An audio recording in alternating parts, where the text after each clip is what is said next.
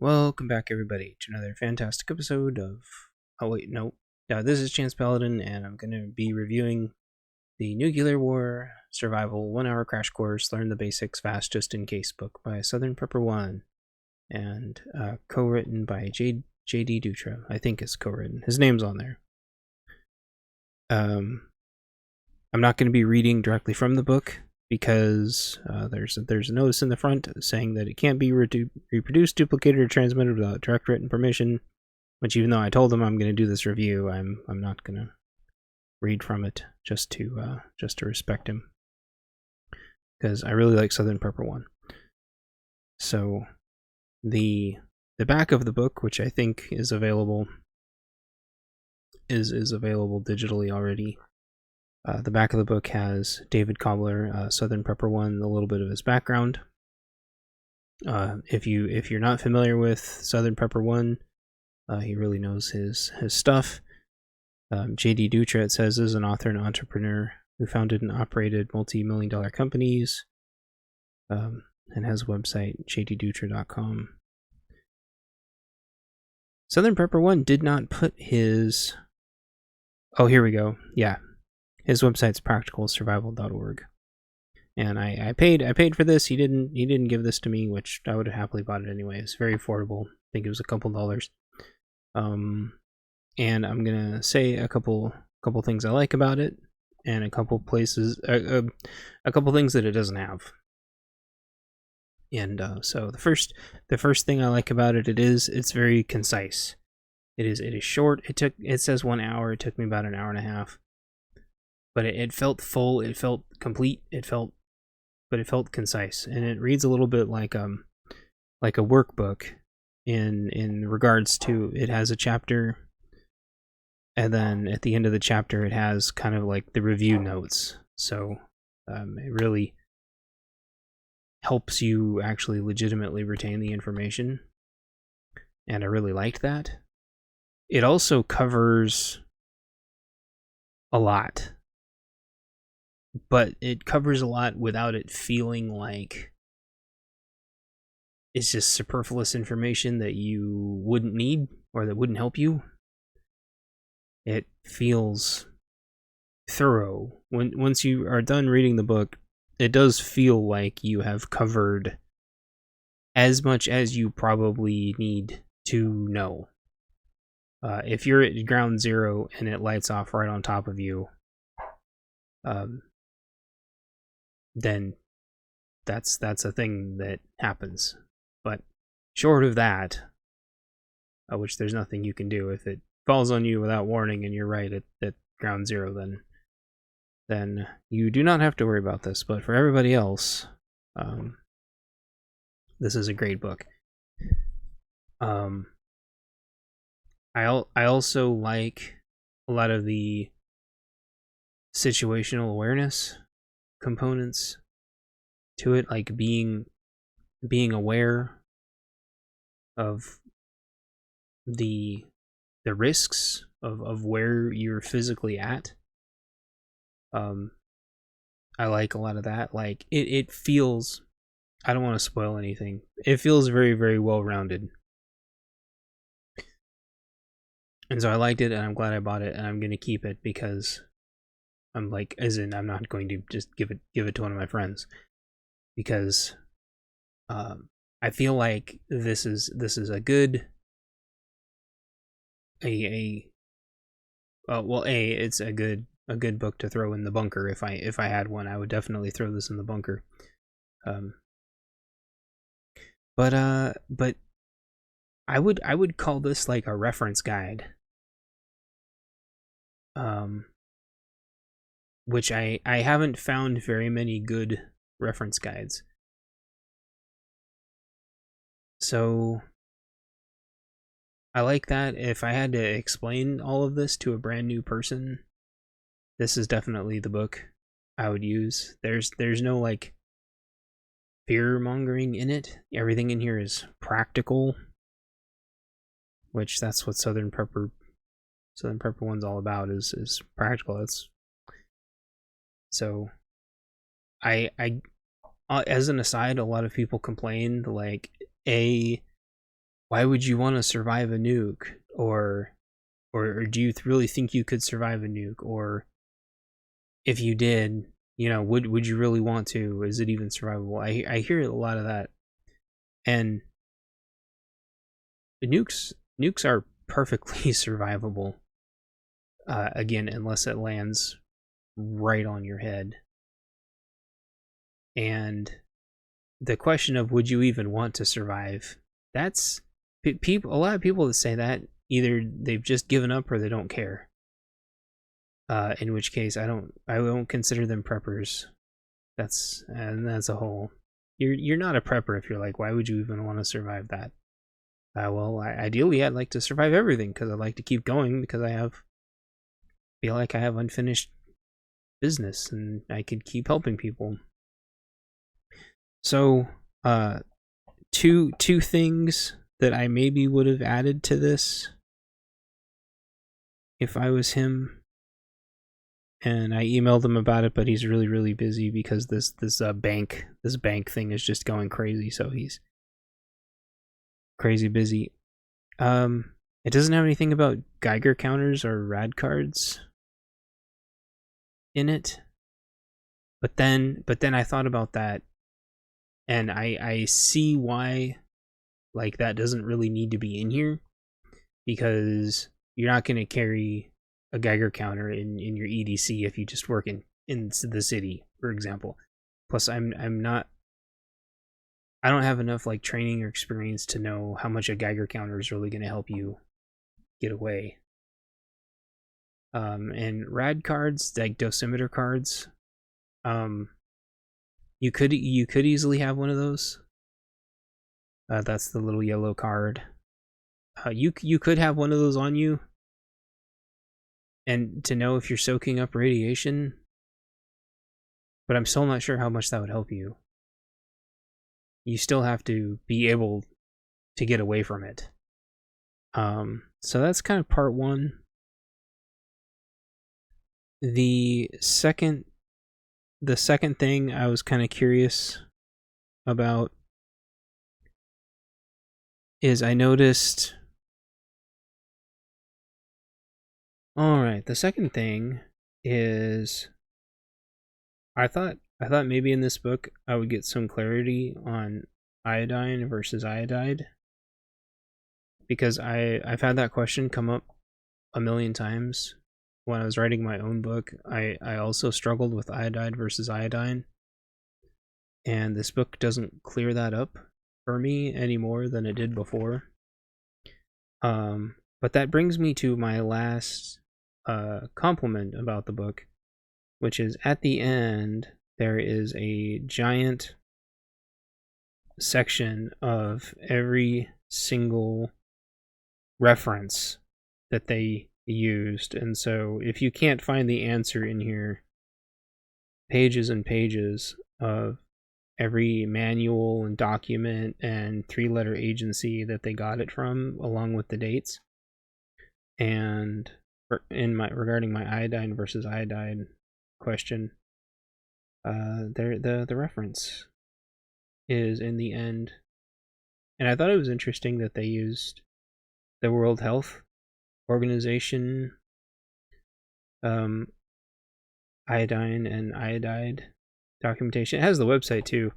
I was using the CDC one, and I guess that would be a whole other video entirely of like how the CDC tackles thyroid blockers and just radiation in general, versus CDC versus WHO. So the reason why I think getting this book is important, and why you should get a couple of other things too as companion pieces to this book, is that my concern, and I think I brought this up on a podcast before, but if you've never heard the podcast before and this is your first time hearing me, I want to restate this. The CDC changed their website when it came to the unknown virus of unspecified origins, and they changed their website again with the train wrecking in Ohio. So when the UKR conflict popped off, I immediately expected them to start changing their website in regards to like all the nuclear stuff, and they didn't do it, which actually gives me a lot of confidence that there isn't going to be any nuclear stuff going off. That being said, sometimes they change everything before and sometimes they change everything after, and I guess if the nuke happens, they don't need to change it because we'll all be gone. So I think it's important to pick up this documentation now, and if you have a bunker, throw it in your bunker now, because I think history has shown now twice, and if it's happened twice, it's going to happen a lot more, that the WHO, the CDC, all these other three letters, they have no problem changing all their documentation. And that would be really scary when it comes to nuclear stuff, because while there are a lot of urban legends about nuclear stuff, this book covers and explains really, really, really well a lot of nuclear radiological. It clears up a lot of myths and misconceptions. And if you have any sort of like community response background, disaster, like actual like FEMA or any of the actual disaster or disaster recovery, maybe you did that for your company or whatever, you would know that a lot of the nuclear stuff in movies is BS. A lot of the radiation stuff in movies is BS. Yes, it's scary. Yes, it's bad. But, I mean, so are the fact that there's such a thing as fire tornadoes. Like, fire tornadoes are really scary, too. And those things, we could have a fire tornado that just wipe us all out.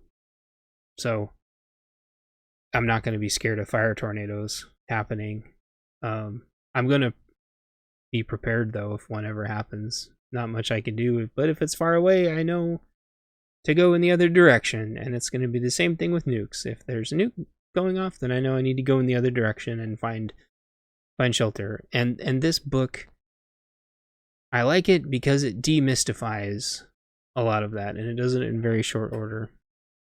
So, if you want to get some companion pieces, the CDC has a great section on nuclear stuff.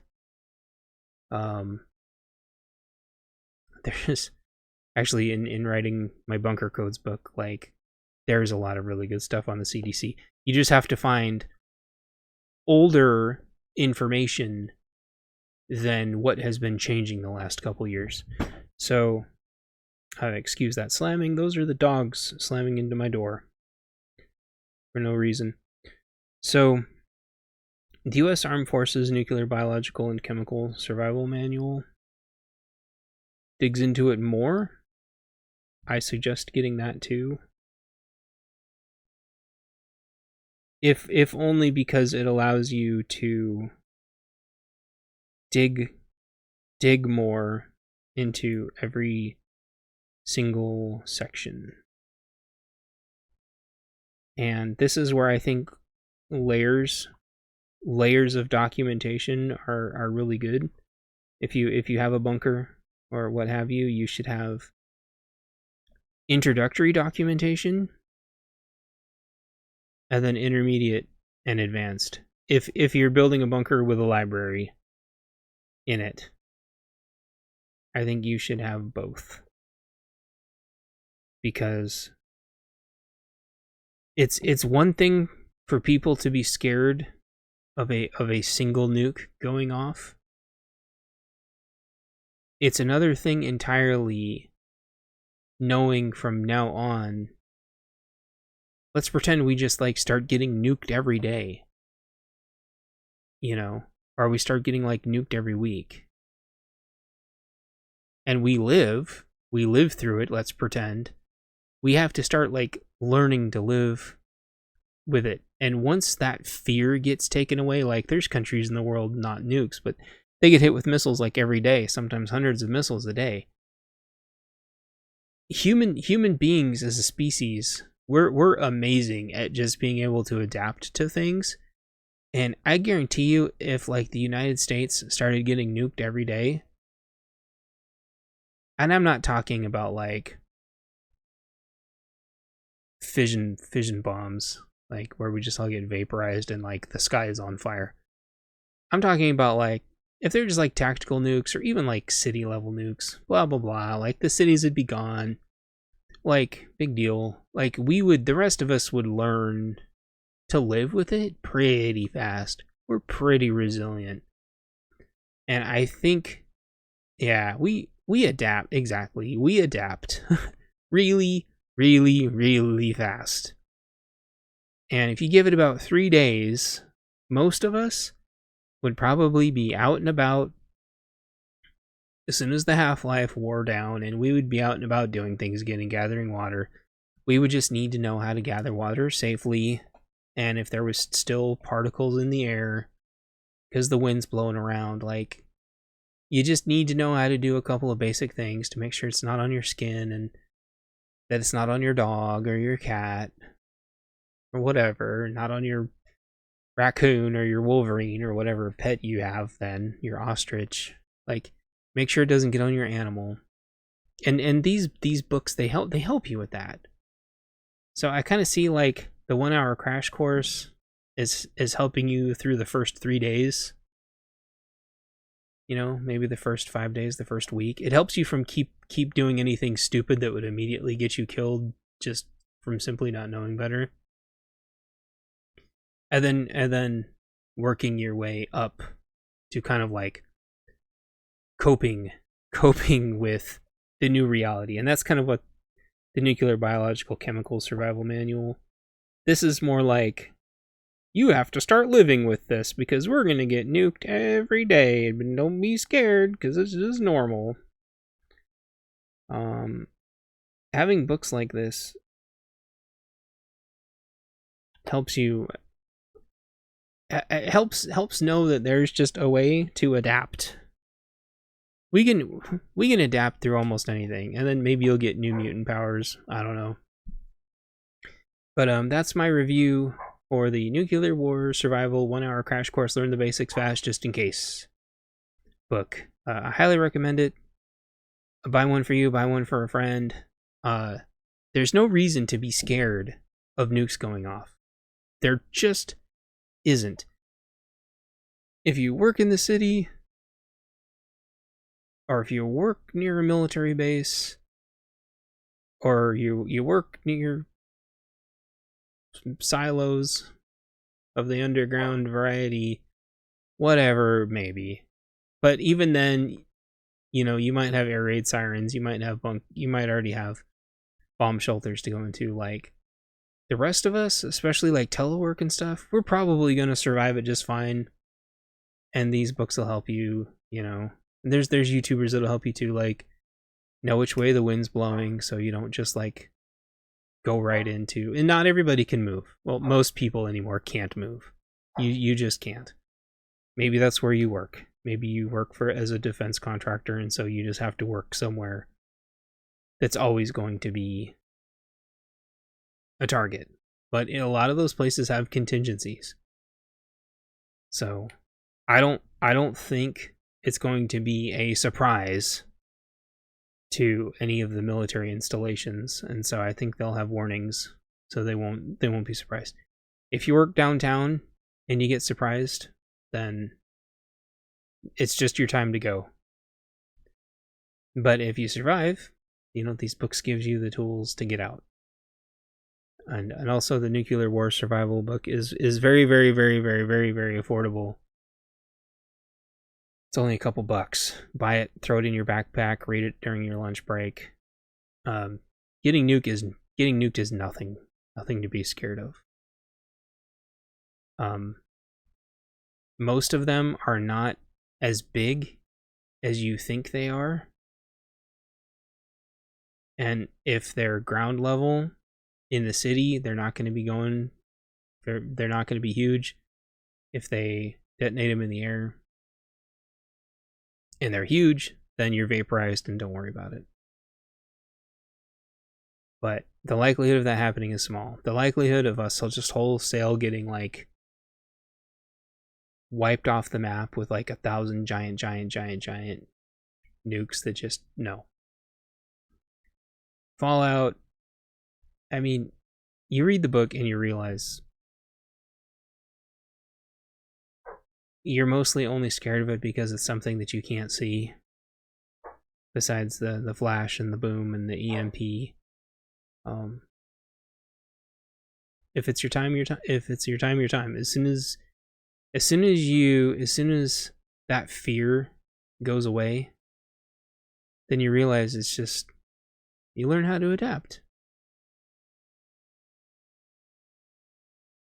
So also, yeah, I want this to be about the book and mindset, not going into another podcast rant. So I'm gonna record a podcast after this, but I appreciate you all and check his book out. Nuclear War Survival, a 1-hour crash course. Learn the basics fast just in case. And if you're wondering what all that is around it, those are all the conflicted card decks. One of those is a nuclear one. I think a nuclear biological. But you read through the conflicted cards. It helps get your mind in the right order too. So anyway, I will talk to you all later. Bye.